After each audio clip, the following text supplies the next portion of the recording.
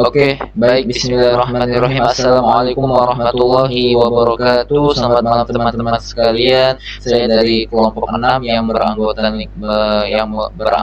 5 orang dengan nama Muhammad Rizky Rosidi dan NIM 25116511. Pada kesempatan kali ini saya akan mempresentasikan sebuah final project kami yang telah kami buat yang berjudul Desain Sistem Komunikasi Data Berbasis LoRa WSN untuk smart agriculture dengan fokus pada irigasi presisi dan pemantauan nutrisi tanah. Untuk latar belakang sendiri, sektor pertanian modern saat ini dituntut untuk meningkatkan produktivitas sekaligus menghemat sumber daya seperti air dan pupuk. Nah, selama ini pemantauan kualitas tanah terutama unsur NPK, kelembaman dan pH dilakukan secara manual sehingga terjadinya adanya lambat dan tidak real time.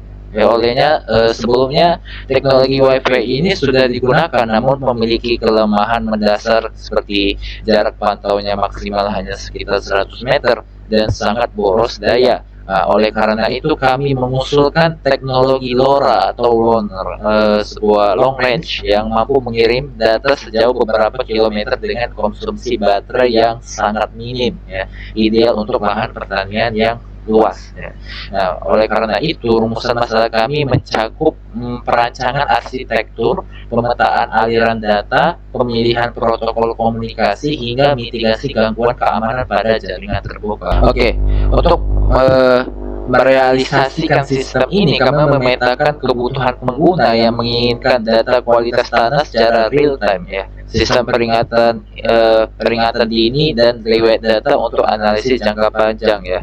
Sebagai contoh dari segi perangkat keras kami menggunakan sensor NPK dari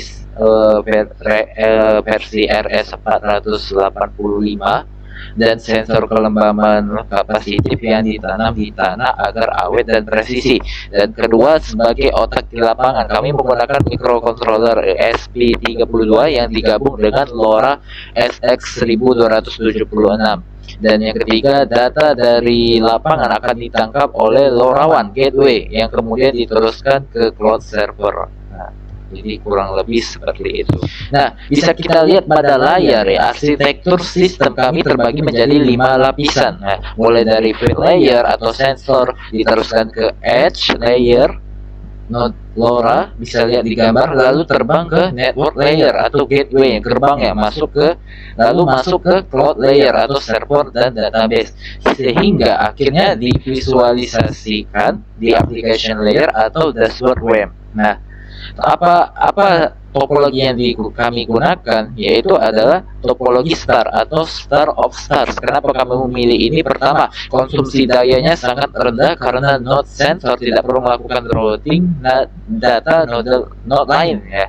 Kedua, jangkauannya jauh lebih luas, ya, secara langsung ke gateway. Dan ketiga, memiliki isolasi kegagalan. Nah, yang artinya jika satu node sensor rusak tertimbun tanah, sensor di titik lain akan tetap beroperasi manual, seperti itu. Nah, kemudian lalu bagaimana aliran datanya, ya? Jadi setiap 30 menit node sensor akan bangun untuk membaca data tanah lalu memanfaatkannya dalam format heksadesimal agar ukurannya sangat kecil di udara. Nah, data ini dikirim via LoRa yang frekuensinya itu sekitar 920 hingga 923 MHz, ya, ke gateway. Nah, setelah masuk ke gateway dan diteruskan ke internet, data ini diubah ke dalam format JSON agar mudah dibaca oleh sistem, ya. Proses ini juga didistribusinya menggunakan broker MQTT, ya, yang kemudian datanya disimpan ke dalam tabel basis data atau RDBMS dengan struktur seperti ID node, lokasi, nilai nitrogen, fosfor, kalium, dan waktu perekaman. Dalam hal komunikasi, kami mengombinasikan LoRaWAN, ya, untuk transmisi di udara dan MQTT atau over TCP or IP untuk transmisi di internet, ya. MQTT ini dipilih karena sangat ringan dan memiliki sistem QoS ya, Quality of Service ya. Dan juga berbicara soal bandwidth, sistem ini sangat efisien untuk simulasi 50 not dengan pengiriman per 15 menit. Kita hanya butuh alokasi data kurang dari 1 MB per hari. Nah, jadi gateway bisa memakai kartu SIM dengan kuota paling murah sekalipun. Untuk keamanannya kami menjamin enkripsi ganda menggunakan algoritma AES 128 bit ya untuk transmisi radionya. Ya, itu AES 128 bit untuk transmisi radionya, serta proteksi TLS dan autentikasi pada saat transmisi dari gateway ke cloud. Sistem komunikasi wireless di area terbuka tentu rentan gangguan pastinya. Nah, kami merancang ada 4 strategi mitigasi. Ya, yang pertama yaitu untuk mencegah hilangnya data atau packet loss. Kami gunakan fitur COS level 1 pada MQTT. Sistem akan meminta konfirmasi penerimaan. Kemudian yang kedua, untuk mencegah tabrakan data atau collision antar sensor, kami terapkan waktu delay acak saat pengiriman. Nah, kemudian ketiga, saat cuaca buruk atau hujan yang melemahkan sinyal radio, sistem memiliki adaptive data rate ADR yang otomatis menaikkan daya pancar sensor ya. Nah, dan keempat, jika alat mati atau rusak di lapangan, sistem watchdog di server akan langsung mengubah status menjadi offline dalam 2 jam dan mengirim notifikasi email ke teknisi. Sebagai kesimpulan, penggunaan LoRa WSN dengan protokol MQTT sangat ideal dan efisien untuk lahan pertanian luas.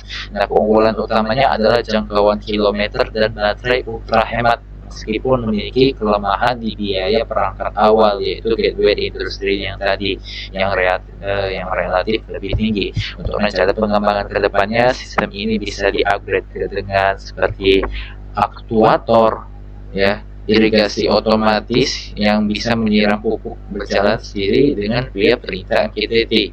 Dan kedua, seperti penerapan machine learning untuk memprediksi musim hama atau kebutuhan irigasi harian, serta pembuatan aplikasi mobile yaitu progressive web app dengan sistem push notification langsung ke ponsel petani. Oke, mungkin demikian presentasi dari saya mengenai desain sistem komunikasi data berbasis LoRa WSN untuk Smart Agriculture. Terima kasih atas perhatiannya, terima kasih telah menonton. Saya akhiri, wassalamualaikum warahmatullahi wabarakatuh.